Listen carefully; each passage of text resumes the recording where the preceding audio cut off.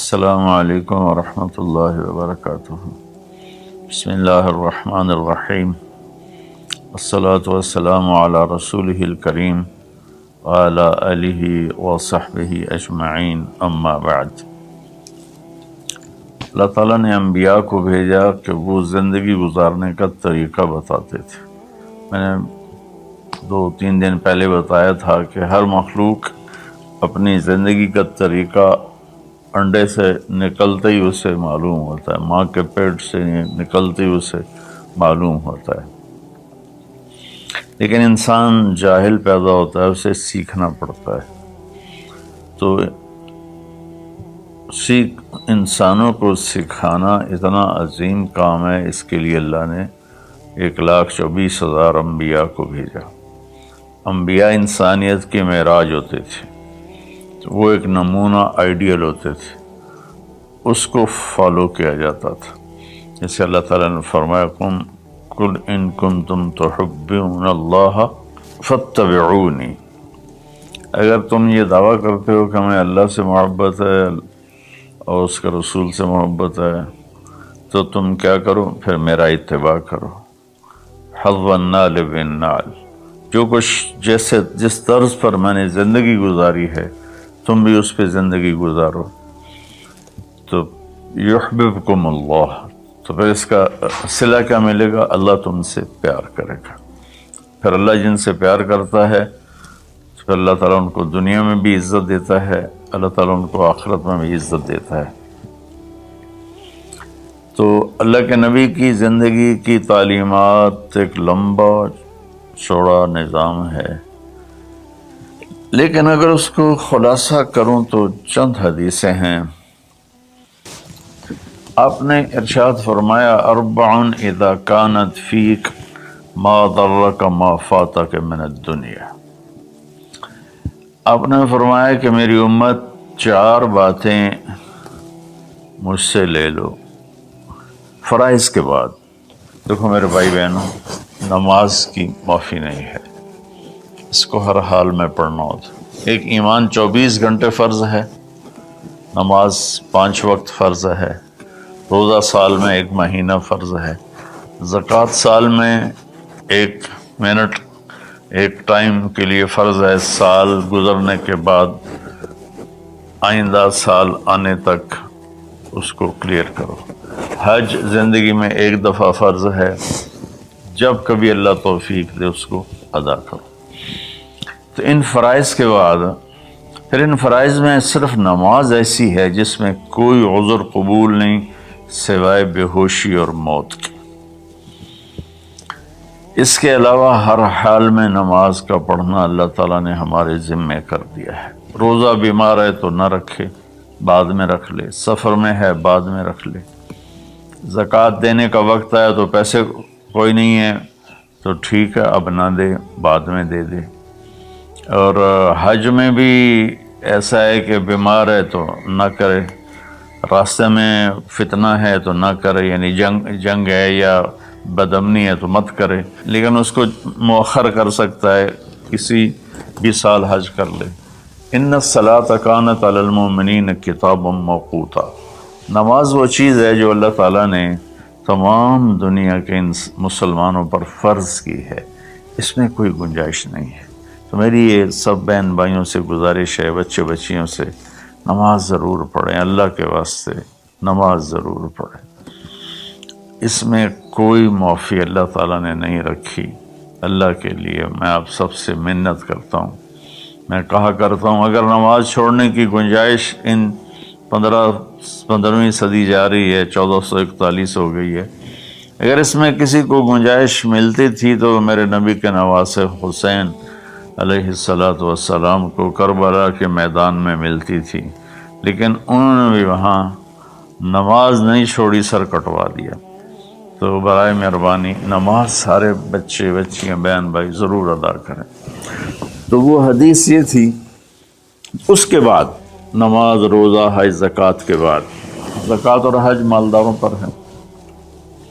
اس کے بعد یہ ایک حدیث پر میں عمل کر لوں، یہ سامعین عمل کر لیں، جہاں تک میرا پیغام پہنچے وہ عمل کر لیں، تو میرے نبی کا فرمان ہے تمہارا دنیا میں کوئی نقصان نہیں ہے، تمہیں دنیا میں کوئی چیز نقصان نہیں پہنچا سکتی، تم پرامن رہو گے، اللہ کے سائے میں رہو گے، اور جب دنیا یہ ہے تو آخرت پھر یقیناً اللہ تعالیٰ ان کا ساتھی بن جاتا ہے۔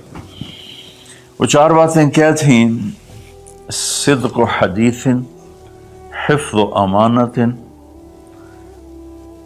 حسن و خلیقت، عفت فی طعمت۔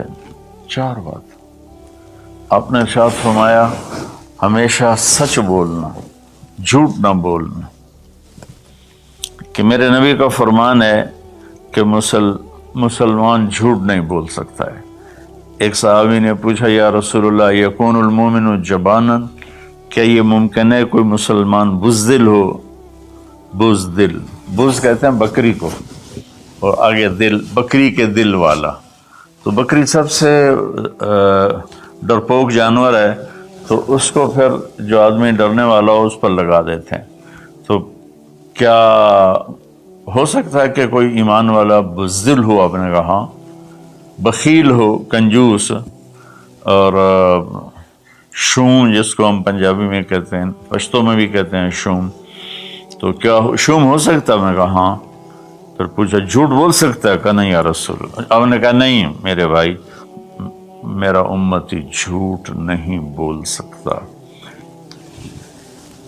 پہلی حدیث آپ نے فرمائی کہ مسلمان کی پہلی زندگی کی پہلی بات یہ ہے کہ جھوٹ نہ بولے۔ الصدق ینجی والکذب یہلک، سچ نجات دیتا ہے، جھوٹ ہلاک کرتا ہے۔ میرے نبی تشریف لے جا رہے تھے مدینے سے باہر، تو آواز آئی یا رسول اللہ۔ آپ نے دائیں بائیں دیکھا تو کوئی نظر نہیں آیا۔ اب چلنے لگے تو پھر آواز آئی یا رسول اللہ۔ پھر آپ نے دائیں بائیں دیکھا، کوئی نظر نہیں آیا۔ پھر آواز آئی یا رسول اللہ، تو پھر آپ کی نظر پڑی، ایک ہرنی آپ کو پکار رہی تھی یا رسول اللہ۔ سبحان اللہ۔ ان کے آپ تشریف لے گئے تو وہ رسی سے بندھی ہوئی تھی چارپائی کے ساتھ۔ کہنے لگے یا رسول اللہ، میرے چھوٹے چھوٹے بچے ہیں، وہ بھوک سے مر رہے ہوں گے، آپ مجھے چھوڑ دیں، میں ان کو دودھ پلا کے واپس آ جاؤں گی۔ اللہ،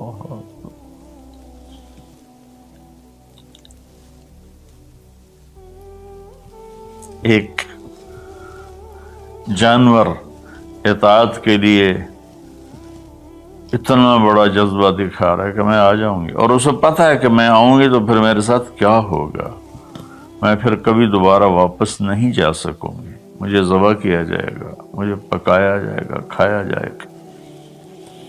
آپ نے فرمایا اب تو پرائی ہے، امانت ہے، میں تجھے کیسے چھوڑ دوں، اور اگر تو واپس نہ آئی تو پھر اس کی کیا گارنٹی؟ انہوں نے کہا یا رسول اللہ، اگر میں واپس نہ آؤں تو مجھے وہ عذاب ہو جو اللہ کے نافرمان بندوں کو ہوتا ہے، مجھے وہ عذاب ہو آخرت میں جہنم کا۔ تو آپ نے اس کی رسی کھول دی اور وہ دوڑ لگا دی اس نے، اور آپ وہیں تشریف فرما ہو کے۔ دیر ہوتی چلی گئی تو آپ کی تشویش بڑھتی گئی۔ وہ جو مالک مکان تھے وہ بھی نہیں موجود تھے، کہیں باہر ہوں گے۔ کافی دیر کے بعد آپ نے دیکھا وہ پہاڑ کی چوٹی سے نیچے آ رہی تھی، اور بھاگتے بھاگتے بھاگتے میرے نبی کے قدموں میں آ کے سر رکھ دیا، یا رسول اللہ میں حاضر ہوں۔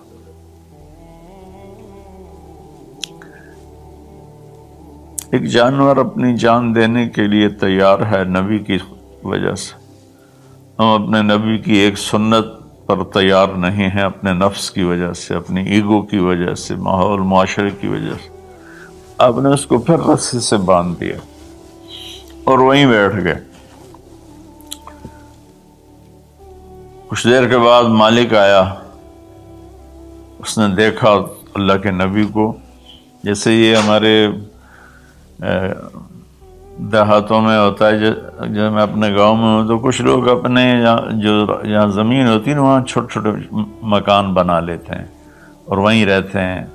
تو یہ صحابی بھی ایسے ہی تھے کہ انہوں مدینے سے باہر مکان بنایا ہوا تھا، بکریاں تھی، ریوڑ تھے۔ تو اس نے حیرت کا اظہار کیا، یا رسول اللہ آپ یہاں کیسے تشریف لائے؟ کہا میں ایک درخواست کرنا چاہتا ہوں۔ تو ان کی یا رسول اللہ فرمائیے درخواست کا کیا مطلب ہے؟ کہ یہ ہرنی مجھے ہدیہ کر دو، مجھے دے دو۔ وہ حیران ہو کر کہنے لگے یا رسول اللہ آپ پر تو جان مال عزت آبرو اولاد ہر شے قربان ہے، یہ بکری کی کیا حیثیت، یہ ہرنے کی کیا حیثیت؟ آپ نے کہا بس مجھے یہی چاہیے۔ سبحان اللہ۔ تو آپ نے بکری کی ہر ہرنے کی رسی کو کھولا، کہا الحقی بے اولاد بے اہلک، کہ ہرنی جاؤ اور اپنے بچوں سے مل جاؤ۔ اس نے ایک چھلانگ لگائی، الصدق ینجی والکذب یہلک، سچ نجات دیتا ہے، جھوٹ ہلاک کرتا ہے۔ اس نے یوں آپ کے سامنے رکوع کیا اور سجدے میں جیسے جاتے ہیں سر زمین تک اس نے رکھا، پھر یوں اٹھایا اور آگے کو چل پڑی۔ پھر تھوڑی دور گئی، پھر پیچھے مڑ کے آپ کو دیکھا، پھر آپ کے سامنے یوں سر جھکا، پھر یوں سر اوپر کیا، پھر چلی، پھر تھوڑی دیر کے بعد رک کر پیچھے مڑ کے آپ کو ایسے سجدہ شکر جیسے کہتے ہیں۔ جب تک وہ اللہ کے نبی کی آنکھوں سے غائب نہیں ہوئی، وہ اس طرح کرتے کرتے کرتے پہاڑوں میں غائب ہو گئی۔ ایک ہرنی اگر اتنا ایمان رکھتی ہے نہ جاتی واپس تو کون ڈھونڈتا اسے؟ لیکن اس نے اپنی جان کا سودا کیا نبی کے بول پر اور سچائی دکھائی، تو اللہ نے سچائی کو کامیابی بنا کے دکھا دیا۔ الصدق ینجی والکذب یہلک، میرے نبی کا فرمان ہے سچ نجات دیتا ہے، جھوٹ ہلاک کرتا ہے۔ اور دوسری بات فرمائی حفظ امانت۔ تو بھائیو بہنوں بچوں بچیوں، آج کے بعد نیت کرو جھوٹ نہیں بولنا ہے، جھوٹ نہیں بولنا ہے، کہ مسلمان کی شان کے خلاف ہے کہ وہ جھوٹ بولے۔ اتنی ہماری یہ عادت ہو جائے کہ ہماری بات کو سن کر اگلا فوراً مان جائے کہ یہ تو کبھی جھوٹ بولتا ہی نہیں، پھر آپ دیکھو اللہ آپ کی عزت کیسے کرائے گا۔ دوسرا فرمایا حفظ و امانت۔ دیکھو میری امت زندگی میں امانت دار، امانت کی حفاظت کرنا، کیا مطلب؟ کسی کو دھوکہ نہ دینا، کسی کے ساتھ فراڈ نہ کرنا، کسی کے ساتھ دو نمبری نہ کرنا، ہائے ہائے، نہ کسی انسان کے ساتھ بطور انسان غیر مسلم، اور نہ کسی مسلمان کے ساتھ، کہ کسی مسلم غیر مسلم کو دھوکہ نہ دینا۔ ایک صحابی ہیں جریر بن عبداللہ رضی اللہ تعالیٰ عنہ، انہوں نے اپنے نوکر سے کہا منڈی سے گھوڑا خرید کے لاؤ اور میرے پاس لے آنا، میں پیسے ادا کر لوں گا۔ تو وہ منڈی گیا اور 300 میں گھوڑا کی رقم طے کر کے لے کر آیا اور کہا حضرت 300 میں خریدا ہے، آپ پیمنٹ کر رہے ہیں۔ جریر بن عبداللہ یمن کے شاہی خاندان سے تھے، انہوں نے وہ نسلوں کو پہچانتے تھے گھوڑے کی، انہوں نے ایسے دیکھا تو گھوڑا قیمتی تھا، مالک مکان کو، مالک گھوڑے کو بھی پتہ نہیں تھا، لیکن کسی کو دھوکہ نہیں دینا، یہ میرے نبی کا فرمان ان کے اندر گونج رہا تھا۔ کہنے لگے میرے بھائی میں آپ کے گھوڑے کے 300 کر دوں؟ وہ بڑا حیران ہوا، بھائی کبھی خریدنے والا بھی قیمت بڑھاتا ہے، وہ تو کہتا جی 2-4 روپے اور گھٹ کرو، وہ کہتا جی ساڑھی اتنی خرید ہی کوئی نہیں، یہ روزانہ کا جھوٹ ہے۔ تو انہوں نے کہا جی کر دو، پھر کہا 400 کر دوں، کہا جی کر دو، کہا 500 کر دوں، 600 کر دوں۔ وہ بیچارہ پریشان ہو گیا کہ لگتا ہے میرا مذاق ہو رہا ہے۔ جب انہوں نے کہا 800 کر دوں، کہنے لگا حضور میں تو 300 تے بھی راضی ہوں، تسی پتہ نہیں 500 کیڑی گل دا بتایا، میں نے جی منظور ہے تسی 800 کر دو۔ تو آپ نے خادم سے فرمایا اس کو 800 دے دو اور گھوڑا باندھ دو۔ وہ تو پٹھیاں چھالا مار دو یا نکلیا لبھی میرے تو کم بن گئے، سر کڑائی تے پنجے کے ہوئے چوں۔ تو جب وہ باہر نکلا تو ان کے خادم نے عرض کیا حضرت میں جب 300 طے کر کے آیا تھا اور اس نے خوشی سے قبول کیا تھا تو 500 جناب نے کس خوشی میں بڑھائے ہیں؟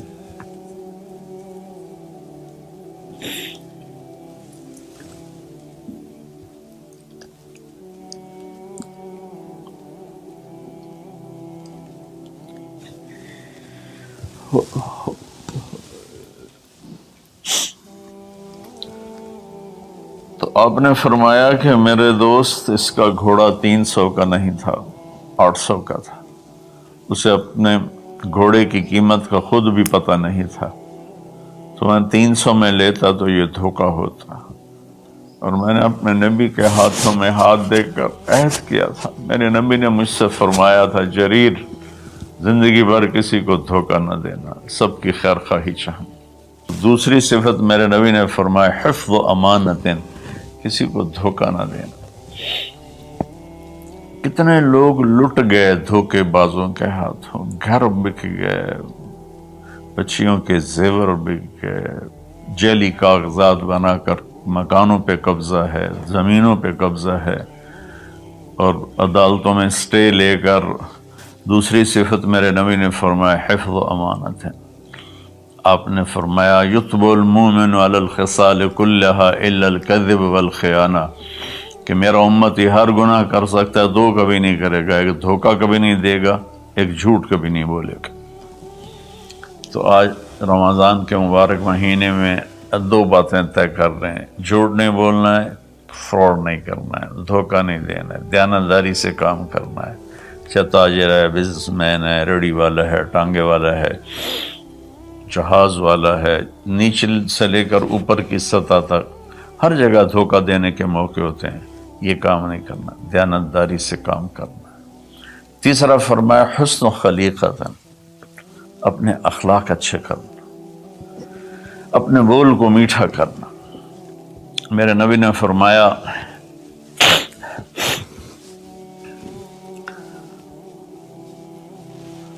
معاذ تمہیں اپنی شریعت کا خلاصہ بتاؤں؟ ان کا یا رسول اللہ فرمائیں۔ تو آپ ذرا میری اس سچویشن کو غور سے دیکھنا، آپ نے یوں نہیں پکڑا، آپ نے یوں پکڑا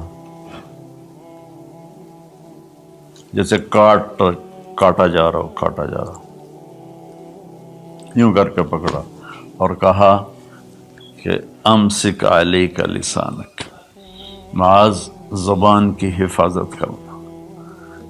تو انہوں نے عرض کی یا رسول اللہ زبان کے بول پر بھی ہماری پکڑو گی؟ کہا تیرا بھلا ہو، سب سے زیادہ جہنم میں جانے والے غلط زبان والے ہوں گے۔ تو ہم نے اپنے بچپن میں دیکھا اتنا خاندان آپس میں جڑا ہوا تھا کہ ان میں سے سوئی نہیں گزرتی تھی، بڑے چھوٹوں کے آگے، چھوٹے بڑوں کے آگے، ایک عجیب ماحول بچپن میں دیکھا ہے 60 کی دہائی میں۔ تو پھر جب زبانیں تند و تیز ہوتی گئیں، تربیت ختم ہوتی گئی، خاندان بکھر گئے، والدین ماں باپ میں فاصلے پیدا ہو گئے، بھائی بہنوں میں فاصلے پیدا ہو گئے، قریبی اور دور کے رشتوں میں فاصلے پیدا ہو گئے، خاندان ٹوٹ گئے۔ تو میری گزارش ہے کہ اپنے اخلاق اچھے اخلاق کی انتہا حیا ہے۔ حیا اچھے اخلاق کا سب سے اوپر والا درجہ ہے۔ حیا وہ حضرت عثمان رضی اللہ تعالیٰ عنہ، حضرت ابوبکر تشریف لائے، ہمارے نبی یوں کر کے بیٹھے تھے، یوں، یہ پنڈلی جو ہے نا ننگی تھی، تو ابوبکر تشریف لائے، باہر سے آواز دی کہ جی آ جاؤں، تو آپ نے کہا آ جاؤ، اب اسی طرح بیٹھے رہے۔ پھر حضرت اٹھ کے چلے گئے تو حضرت عمر رضی اللہ تعالیٰ عنہ علیہ السلام تشریف لائے، تو انہوں نے پوچھا یا رسول اللہ میں آ جاؤں؟ آپ نے کہا آ جاؤ، آپ ایسے ہی بیٹھے رہے جیسے آپ مجھے دیکھ رہے ہیں۔ آپ شلوار نہیں پہنتے تھے، دھوتی پہنتے تھے، تو تھوڑی دیر کے بعد باہر سے آواز آئی حضرت عثمان کی کہ یا رسول اللہ میں اندر آ جاؤں؟ حضرت عثمان رضی اللہ تعالیٰ عنہ تیسرے خلیفہ علیہ الصلوۃ والسلام، تو آپ نے اپنی چادر کو ایسے کیا اور یوں سیدھے ہو کر ایسے بیٹھ گئے۔ آپ نے کہا آ جاؤ۔ وہ آ گئے۔ تو جب وہ اٹھ کے چلے گئے تو ہم عائشہ رضی اللہ تعالیٰ عنہ علیہ السلام یہ سارا منظر دیکھ رہی تھی۔ تو آپ نے پوچھا یا رسول اللہ، وہ میرے والد آئے آپ ویسے ہی بیٹھے رہے، عمر آئے آپ ویسے ہی بیٹھے رہے، جب عثمان آئے تو آپ نے کپڑا بھی ٹھیک کیا اور چوکڑی مار کے بیٹھ گئے، اس کی کیا وجہ ہے؟ کہا عائشہ عثمان بڑے حیا والا ہے، یہ اتنے حیا والا ہے کہ اس سے فرشتے بھی حیا کرتے ہیں، تو میں کیوں نہ کروں؟ اگر میں اس طرح ہوتا تو وہ مجھے دیکھ کے ویسے ہی واپس چلا جاتا، وہ ایسے حیا والا ہے۔ تو تیسری بات وہ ہے کہ ہمارے دلوں میں سب سے محبت سے رہنا سیکھیں، پیار سے رہنا سیکھیں، اپنے اخلاق کو ٹھیک کریں، زبان کا بول میٹھا، دل کا جذبہ سچا، تو اس اور حیا پاک نام۔ کبھی کسی غیر محرم پہ نظر پڑے تو آنکھ نیچی ہو جائے، اور اپنی بچیوں سے بھی کہتا ہوں کہ اپنے آپ کو کور کر کے چلو، تو حیا سے ایمان مکمل ہوتا ہے۔ اور چوتھی بات ہے عفت فی طعمۃ، کہ رزق حلال کمانا۔ رزق حلال کے بارے میں فرمایا من امسا کالم بعمل یدہ امسا مغفور لہ، جو صبح سے شام تک حلال کمانے میں تھکتا ہے اس کے اس دن کے سارے گناہ معاف ہو جاتے ہیں۔ میرے نبی نے فرمایا جس نے دنیا کو طلب کیا، من طلب الدنیا حلالا، رزق حلال، سعیا علی اہلہ، بچوں پر خرچ کرنے کے لیے، تعطفا علی جارہ، غریب پڑوسیوں پر خرچ کرنے کے لیے، استعفافا عن المسألہ، اور ہاتھ پھیلانے سے بچنے کے لیے۔ جو آدمی رزق حلال ان چار چیزوں کی وجہ سے کمائے گا، اللہ تعالیٰ قیامت کے دن اسے اس طرح اٹھائیں گے اور اللہ سے ایسی ملاقات ہوگی کہ اس کا چہرہ 14ویں کی رات کی طرح چمکتا ہوگا، صرف رزق حلال۔ کئی گناہ ایسے ہیں جو عبادت سے معاف نہیں ہوتے، وہ رزق حلال میں تھکنے سے معاف ہوتے ہیں۔ سعد بن معاذ بیٹھے ہوئے تھے ایسے کر کے آپ کی محفل میں، تو آپ کی نظر پڑی ان کے ہاتھوں پر، ہتھیلی پر، تو اس میں نشان تھے، مزدور کسی چلاتے ہیں تو نشان پڑ جاتے ہیں۔ تو آپ نے کہا سعد یہ کیا ہے؟ کہ رسول اللہ مزدوری کرتا ہوں بچوں کے لیے اپنے باغ میں، تو وہ میرے ہاتھ سخت ہو گئے۔ تو آپ متوجہ تو ہوں گے انشاءاللہ۔ آپ نے ان کا ہاتھ پکڑا یہاں سے اور یہ دیکھیں ایسے بوسہ لیا، پھر کہا بچوں کو حلال کھلاتے ہوئے جو ہاتھ ایسا ہو جائے گا اس پہ جہنم کی آگ حرام ہو جائے گی۔ میرے نبی نے کہا سچا تاجر نبیوں کے ساتھ اٹھایا جائے گا، کیونکہ تجارت میں سچ بولنا روزانہ ذبح ہونا ہے، تاجر کے جھوٹ سچ کا امتحان ہے۔ باقی اپنی زندگی میں بھی بھائیو رزق حرام سے بچو، رزق حلال کماؤ۔ حلال تھوڑا بھی برکت والا ہے اور حرام زیادہ بھی تباہ کر دیتا ہے۔ اپنی بات کو میں خلاصہ کر کے، سچ بولنا ہے، صدق و حدیث، جھوٹ نہیں بولنا، حفظ و امانت، دیانتداری سے کام کرنا ہے، دھوکہ نہیں دینا، حسن و خلیقت، اچھے اخلاق بنانے ہیں، حیا والا بننا ہے، میٹھے بول والا بننا ہے، عفت فی طعمت، رزق حلال کھانا ہے۔ اس کے بعد آنکھیں بند، پھر موت ایسا ہے اللہ کے رب ہونے کی قسم، یہ مرد یا عورت، اس کے لیے موت سب سے بہترین تحفہ ہوگا، بہترین تحفہ ہوگا کہ جب یہ اللہ کی بارگاہ میں جائے، اللہ اسے ہنس کے ملے گا، خوش ہو کے ملے گا، اور یہ اللہ کو خوش ہو کے ملے گا۔